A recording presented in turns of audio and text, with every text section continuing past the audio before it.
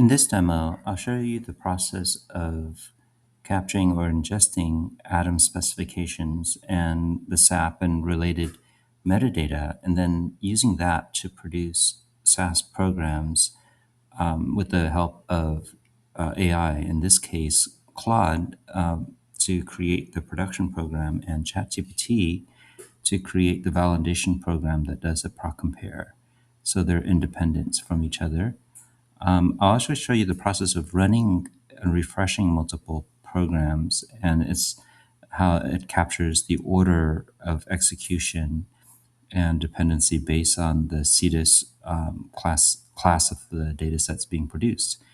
In addition, there's QCing or validation that could be applied to the data sets using the CDISC rules.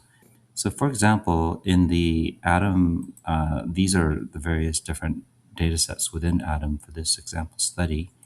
You can, and I did earlier, imported an Atom specification here from originally the user had defined it as an Excel, but once it's imported, it actually is metadata that could be maintained in this system where users can edit the changes, whatever they prefer here, and then save changes to those edits, and then go into the history and start to review. I just did this first one here, but the more updates you do, you have a complete history and the ability to compare two versions and roll back.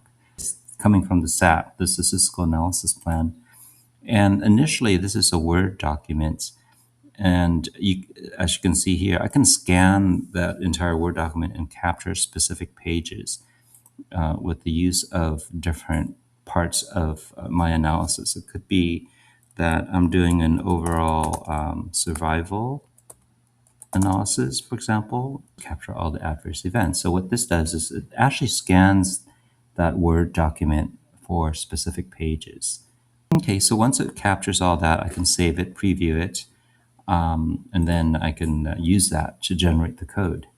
So it actually, you can click on build. I ran an earlier version, and it will actually use, in this case, the Anthropic Claude to generate this program.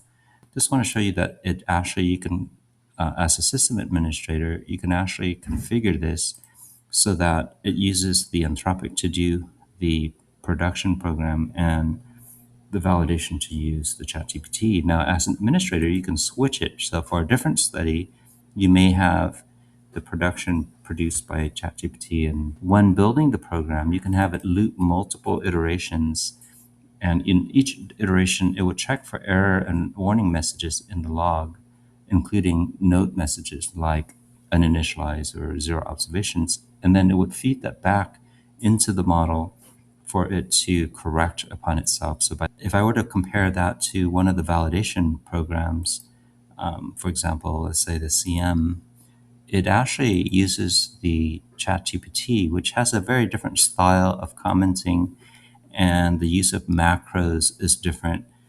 The goal being you want an independent engine or brain programmer's approach to producing the same results. And in that case, I go to the settings and go into the CDISC. And then these are lists of checks or QC checks that could be performed. Now, in the Atom one, it's a whole bunch of different conditions that could be bespoke to your team to doing your therapeutic area specific checks. And then you can edit this as well. So as your team works on your particular study Atom dataset, you can edit this and then you can save it. You can go ahead and run the various checks, QC here. When you click on this, it's going to generate a program, and as it's doing agentically, you can do other work. So you can have multiple of these QC being performed at once. Okay, when that finishes, it actually generates the results, which we can take a look here. So for each one of those checks, that 25 of them that we saw earlier, it produces specific findings, and some of them with human in the loop, you can decide that that particular check, for example, is not valid, or you can manually fix it, or even have AI assist you in fixing it. So to clarify what was done, it actually produced a SAS program called QC underscore AE. And that program essentially is a QC validation program against all those specific rules. For example, during the original program, if you were to type the prompt, create a program for Atom ADAE, reading in the SCTM AE dataset as an example, you can actually have the AI help you update your prompt. So, and when you're programming, let's say this is the program in which it generated, you can actually have the AI assist you, explain things to you. For example, describe the input data set for this program. So it would provide you a pretty detailed explanation, in terms of what is being read in and what variables are being used.